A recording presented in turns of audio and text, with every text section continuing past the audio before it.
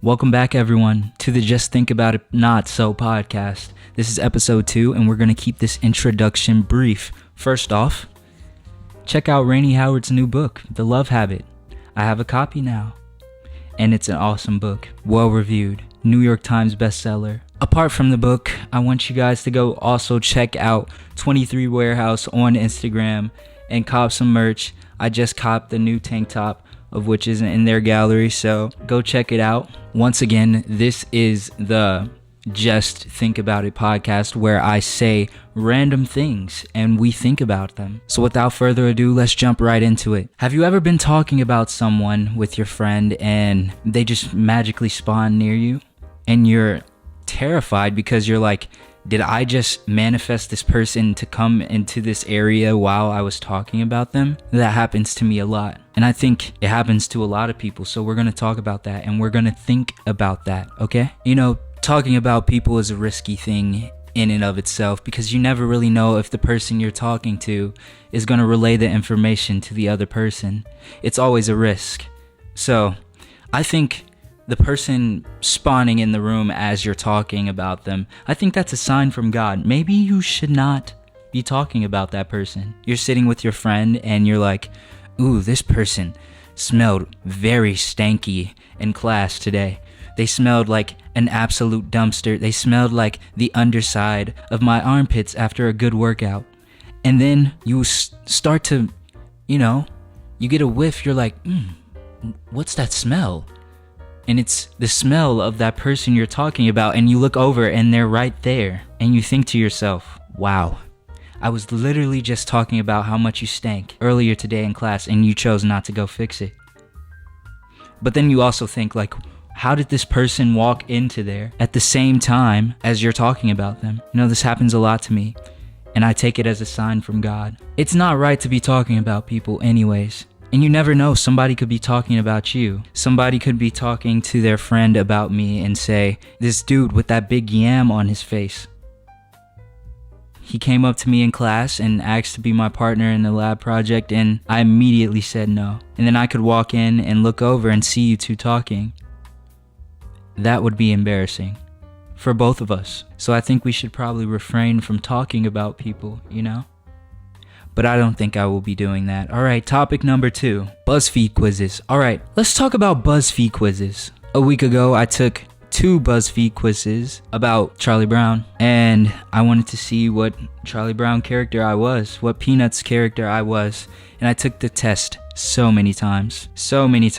I would get different characters, same answers every time, and I would get different characters. One time I would get Charlie Brown, the next I would get Snoopy, and then the next I'd get Sally. I'd get Lucy sometimes. This leads me to think all of these quizzes are not real. So you take a BuzzFeed quiz, you expect a real answer from it, right? But no, they come in with the most outrageous things you can think of. And some of them I'm like, I don't even relate to this, But just think about it. If you put in different answers too and you check it, you'll always get a different person. And I always think this is a psychological thing for me, because sometimes I'd answer a question and it'd be like, what's your favorite food? And then the options are pizza, chicken, seafood, or pasta. And the answer would be pizza. But I would put pasta down just to see what the answer would be. And then I get something that's exactly like me and I'm like, I would never pick pasta. I just picked it because, it's fancy. It's fancier than all the rest. It's really good Italian cuisine. So you pick that one because you want to feel good about yourself. You want to feel like you pick the up class answers, or you go, which is your favorite fast food restaurant? Wendy's, McDonald's, Cane's, or I don't eat fast food. And then you answer, I don't eat fast food, because that's your goal, right? But you love Cane's, and you're just lying to the test because that's what you want for yourself, but you actually eat Cane's and you love their toast and the butter on it. You get butter on both sides. I respect the people who have confidence to go to a fast food restaurant at 10 a.m. as soon as they open. Did you wake up in the morning thinking, I want a box combo, no slaw, extra toast? You thought that? It's just interesting to me. why don't we get to the next topic? And this is my favorite one of the episode. Why do we call animals who are the same, who operate the same, who look the same, have the same functions, different names? You know, this came to my mind because I thought, like, what is a gerbil? What's the difference between a gerbil, a hamster, and a guinea pig? You know, I want to do some research on what is the difference between a gerbil and a hamster. I want to look it up. I have the power to look it up, so I will look it up at this moment. Sorry, I just pulled up Roblox on accident, but I won't do that again because I take this podcast really seriously. I have notes. We're going to tune in to what this has to say about hamsters. Hamsters have short and stubby tails, while gerbils have long tails. Facial features are another noticeable difference. Gerbils have long, pointy faces, similar to mice, while hamsters have short and wide faces. Hamsters have cheek pouches to store and hoard food. Oh. So I see this information and then I look at the picture and it's like, yeah, I can tell the difference in this picture, but we use both for the same thing. Like, they don't have any other purpose in life than to be sold to children who want pets, you know?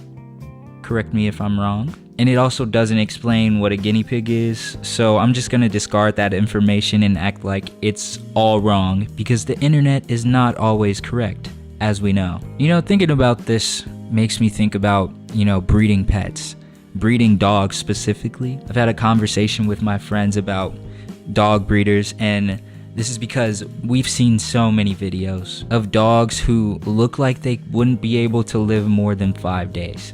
We see dogs who are like tiny and all they do is twitch.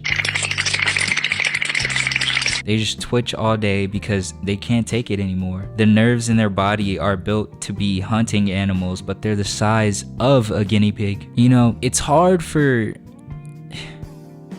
Like, if I was a dog, would I want my doggy children to be in pain for the rest of their life? This is getting deep. This is getting really deep. Because you think, like, if you look at a dog breed and they're like twitching around, what are those other dogs thinking? Those purebred dogs. What is the big husky thinking about that little twitchy, I don't even know what they're called, the twitchy little dog? What is that husky thinking? I don't know. You know what he's thinking? He's thinking, I feel so bad for that guy. They ruined his life. Or are they looking at them like,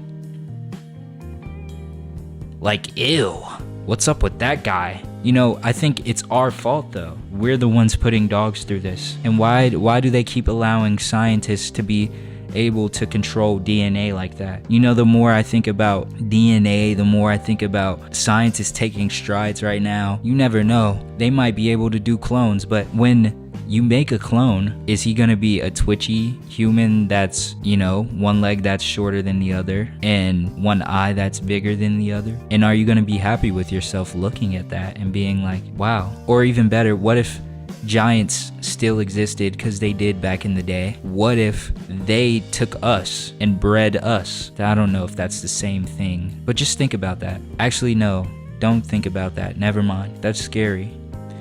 All right, that's it for today's podcast. I like to end the day off with a lesson of the day because we're very thoughtful here, and you know, we want to have somebody say something positive in this world in a time of negativity. Here's the lesson of the day, and this time it's a little more serious than the other. This whole episode is very serious, so take it seriously. The lesson is, if you want something, only you can go get it for yourself. Closed mouths don't get fed. Just think about it. Thank you. This is Patrick B. Howard with the Just Think About It Not So podcast, episode 2. Stay tuned for other episodes and stay tuned for special guest. Peace.